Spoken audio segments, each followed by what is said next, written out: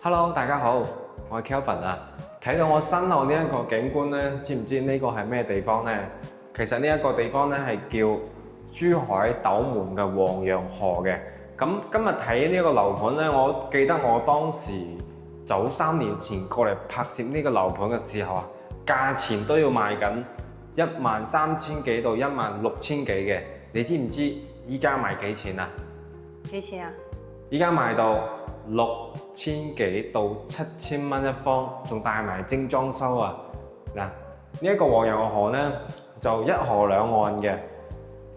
咁咧今日呢個河呢，就金黃色，就唔係話特別之清嘅，因為咧呢幾日落咗雨啊，所以呢，佢個河嘅顏色呢就變咗嘅，就比較黃冚冚嘅一邊係嘛，冇咁靚仔啦。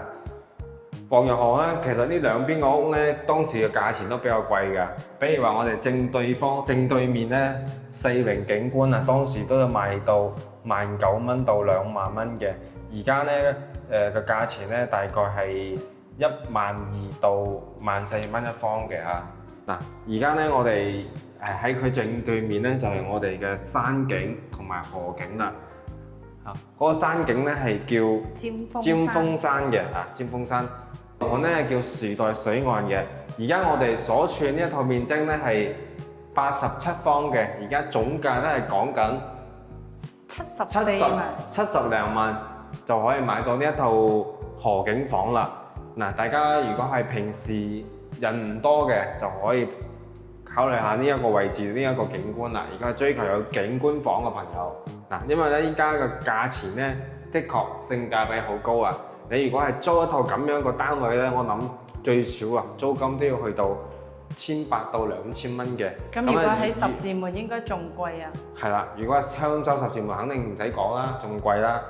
嗱，依家咧呢一套咧，你俾一個首期都係講緊10零萬，月供都係2000零蚊嘅啫。其實同租同買差唔多咯。啊，因為佢依家價錢的確好抵買。係啊，即係如果大家唔想去到中山咁遠，唔想去咩三鄉、神灣、坦洲啊、石岐咁遠啊，其實返港珠澳大橋口岸，我哋始終都係要經過珠海，咁點解唔喺珠海買套樓呢？啊，但係好多人以為珠海嘅消費會比中山高啊嘛，其實係咪？我唔知大家會覺得係點諗啊？係你哋覺得中山嗰邊嘅物價會比珠海平啊？定係嗰邊嘅環境比較方便啦，定係點呢？我唔知你哋係點樣嘅選擇。不過呢，始終都要睇翻你哋買樓嘅需求出發點係點樣係諗咯，係嘛？係啊，我覺得仲有地段都好重要咯。係啦，嗱，呢一套87方呢係做到咗2房嘅。嗱，呢個就係廚房嘅空間。廚房呢睇我哋嘅白蕉新城嘅，前邊呢就係招商花園城嘅商場啦。嗱，呢個位置咧，其實佢係離3大商都比較近嘅，一個咧就係萬達廣場啦，同埋我哋嘅井岸大信新都會啦，同埋我哋頭先所講嘅白蕉招商花園城，以及去到我哋嘅金灣嘅華發商都咧都相當方便嘅。嗱，呢一套87方咧，佢個開間咧都可以做到咗差唔多接近有3.8米嘅，啊，都非常之實用嘅，全屋都係精裝修嘅。所見即所得，因為我哋而家咧喺所住嘅位置咧就係實體樓啦。嗱，呢個鞋櫃咧都同你做好咗噶啦。嗱，跟住我哋再嚟感受下，左右兩邊咧係做咗房間，中間夾住嘅話咧就係公共嘅衞生間啦。嗱，呢間房咧就可以擺一個1.8米到1.6米嘅床都好冇問題嘅。啊，呢個房間咧都可以睇到黃楊河景觀嘅，2間房都有景。呢個係側面睇黃楊河，好過住酒店啊！係，因為呢套單位咧首期10萬，月供2600。衛生間啦。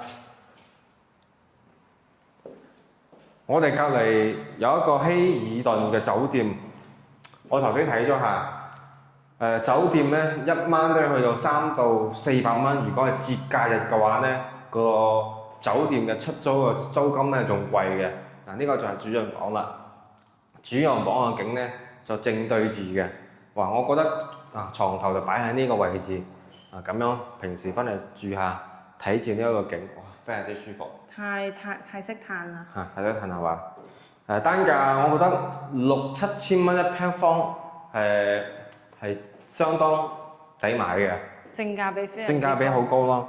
你平時買嚟度下假，或者係平時翻嚟偶爾翻嚟住下其實6、7千蚊咧，咁買到咁樣嘅景觀係非常之划算㗎啦。在南灣呢個樓盤我哋就介紹到呢度啦。而家咧在售嘅面積咧有87方嘅2房啦，以及我哋95方嘅戶型嘅，全部都係帶埋精裝修。實地睇樓咧，我哋咧係專車接送，睇樓咧唔收任何費用嘅。今期嘅視頻講到呢度啦，下一期我哋再見，拜拜。